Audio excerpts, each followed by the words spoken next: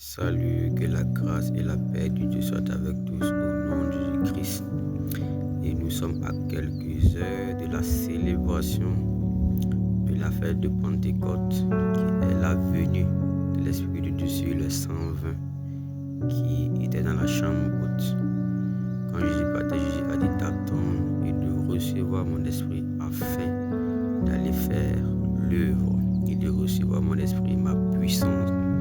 Parce que nous voyons ce passage de Actes des Apôtres, le chapitre 2, verset 3, où il dit que des langues semblables à des langues de feu leur apparurent séparées les unes des autres, et ils se posèrent sur chacun d'eux. Et quand ces langues se posèrent sur chacun d'eux, lorsque vous lisez ce chapitre, il dit qu'ils se mirent à parler en d'autres langues.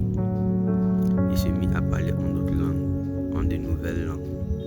Lorsque Jésus partait, avant que Jésus ne parte, il dit d'attendre et de recevoir la puissance, ce qui veut dire que l'Esprit de Dieu représente la puissance.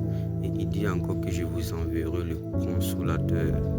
Et quand il sera venu, vous donne la capacité de faire l'œuvre.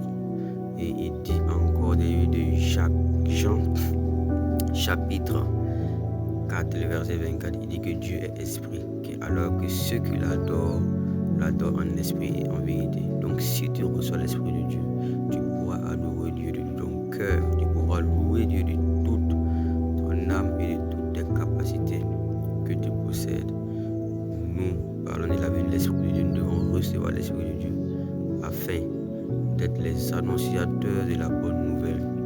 Que Dieu nous bénisse, qu'il nous garde, et je souhaite déjà une très belle célébration de la fête de Pentecôte à tous les chrétiens évangéliques et ainsi que catholiques. Que la grâce et la paix de Dieu soient avec tous.